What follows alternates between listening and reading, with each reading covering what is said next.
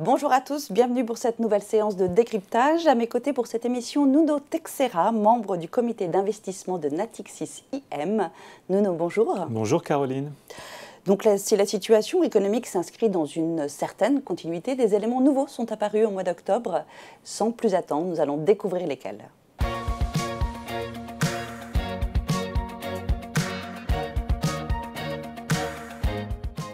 Nuno, le ralentissement économique est acté, on l'a déjà évoqué à plusieurs reprises sur nos précédentes émissions. Est-ce qu'on peut juste dire quelques mots à la fois aux États-Unis et à la fois en Europe sur la situation ? Oui, les indicateurs avancés aux États-Unis sont un peu meilleurs qu'en Europe. On tourne autour de l'équilibre entre croissance et contraction de l'économie. En Europe, on est déjà dans la contraction. Il faut savoir qu'aux États-Unis, on est évidemment dans un environnement plus protégé, notamment sur la crise énergétique, puisqu'il n'y a pas le problème du gaz russe en particulier. Donc il est normal que l'ambiance soit un peu meilleure. On a aussi un taux de chômage qui reste très très bas, des emplois vacants encore très importants. Donc finalement, c'est surtout la partie pouvoir d'achat qui inquiète les ménages américains. Mais il faut savoir que les salaires aux États-Unis croissent bien plus vite qu'en zone euro. Donc il y a un effet de compensation. Alors par contre, un élément nouveau, c'est cette inflation à deux chiffres qui est apparue en Europe à plus de 10%. C'est bien ça ? Oui, tout à fait. Autant l'inflation totale aux États-Unis a légèrement reflué, autant en zone euro, elle a continué à augmenter et à passer le cap des 10%, vous l'avez souligné, avec une inflation core, donc si on élimine les éléments volatiles, notamment les prix de l'énergie, qui montent à 5%. Donc ça veut dire que tout simplement, les prix de l'énergie, les prix de transport qui augmentent se diffusent sur l'ensemble des prix des biens et services. Et donc on le ressent tout un chacun. Si on prend l'exemple de l'alimentaire, par exemple, on voit les grandes surfaces annoncer des négociations avec les producteurs qui vont sur des augmentations de plus de 10%, 10 à 15% pour la prochaine saison de négociation d'ici à la fin de l'année. Donc on voit que l'inflation se diffuse progressivement et c'est ce que veulent combattre les banques centrales, évidemment. Alors justement, les banques centrales, elles sont toujours dans la continuité aussi de leur politique monétaire. Et en début novembre, elles ont augmenté toutes deux encore, que ce soit la Banque fédérale américaine, la Banque centrale américaine, la Fed ou la Banque centrale européenne, leur taux directeur de 75 points de base. Oui, on a une continuité effectivement, puisque pour l'instant il n'y a pas de signe de ralentissement de l'inflation et finalement les banques centrales évidemment sont dans une espèce d'évaluation de l'impact de leur politique, mais il faut savoir qu'il y a toujours ces fameux 2 trimestres de retard.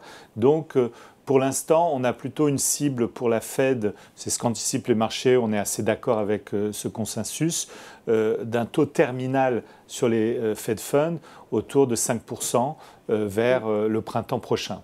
Donc ça veut dire que peut-être la prochaine hausse sera plutôt de 50 points de base et non de 75, et il y aura encore une hausse au moins sur l'année 2023. Pour la BCE, c'est un peu la même chose. On va sûrement ralentir un petit peu les rythmes de hausse des taux. Et puis il faut savoir que la BCE, avec un 3%, serait déjà dans la restriction. En Europe, on n'a pas les mêmes situations, on a beaucoup plus d'handicap sur le pouvoir d'achat lié à la hausse des prix de l'énergie, et puis on a une hétérogénéité entre les pays, entre l'Allemagne, l'Italie, la France, etc. Donc on est obligé de gérer cette... Aussi de composer avec les situations de chacun des pays de l'Europe. Exactement. Alors comment les marchés ont réagi aux dernières décisions, mais aussi à ce contexte économique? C'est ce que nous allons aborder dans notre seconde partie.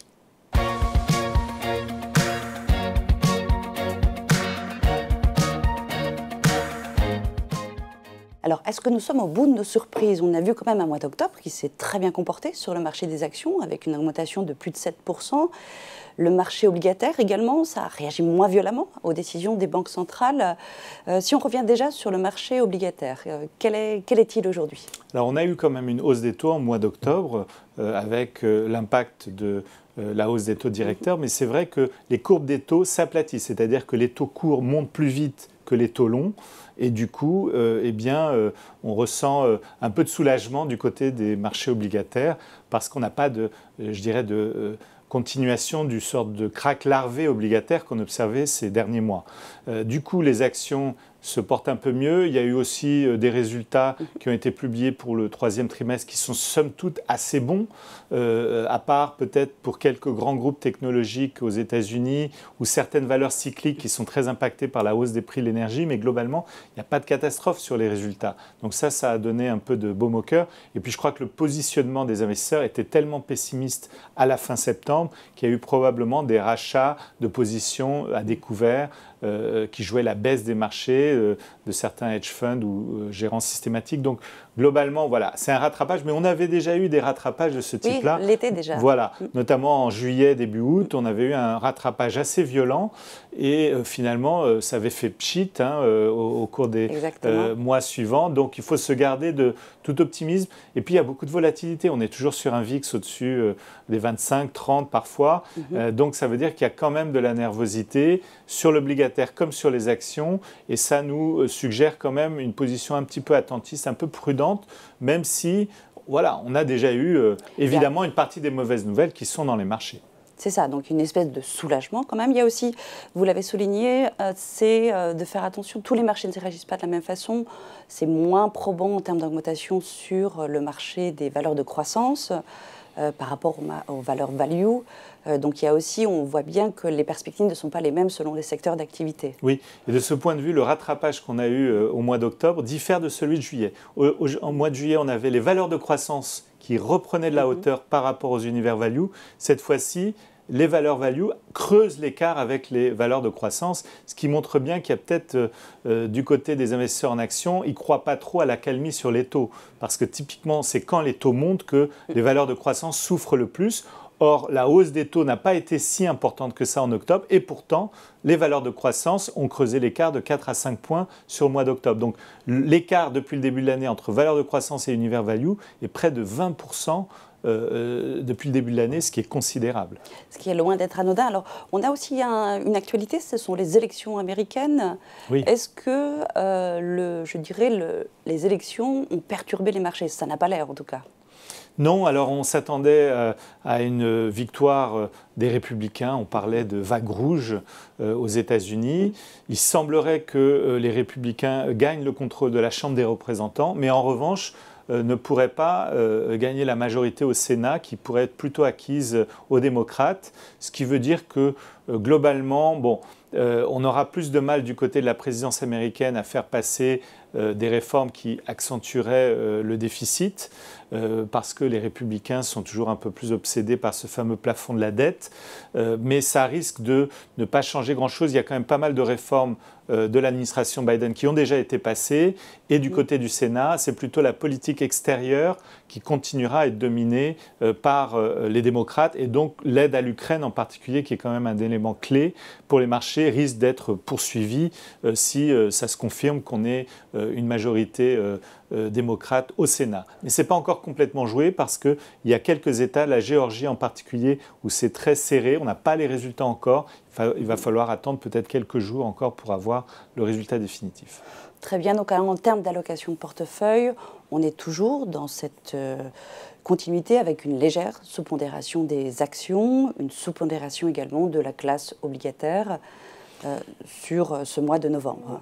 En ce qui nous concerne, effectivement, on n'a pas souhaité jouer ce rallye de rattrapage des marchés qui nous semble promis à être peut-être de courte durée, tout simplement parce qu'il y a une dimension qu'il faut quand même intégrer, c'est qu'il n'y a pas eu de révision baissière encore importante des perspectives de résultats.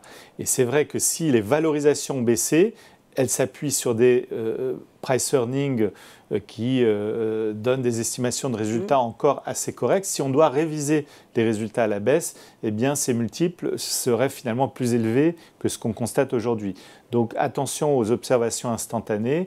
Il est encore un peu tôt pour prévoir l'étendue de la baisse potentielle des résultats des sociétés, que ce soit aux États-Unis ou en Europe d'ailleurs. Et donc il faut être vigilant là-dessus. On préfère encore une position un peu attentiste, pas dramatiquement sous-pondéré, mais un peu sous-pondéré sur les actions. Et puis sur les taux, comme je l'évoquais, attendons de voir où vont se situer ces fameux taux terminaux des banques centrales. Si l'inflation reste élevée, il se peut qu'il soit dépassé par rapport aux projections. Merci beaucoup, Nono. Merci Caroline. L'horizon financier semble apaisé, mais rien n'est encore joué. Et c'est ce que nous ne manquerons pas de scruter lors de nos prochaines émissions. Merci de nous avoir suivis. À très bientôt.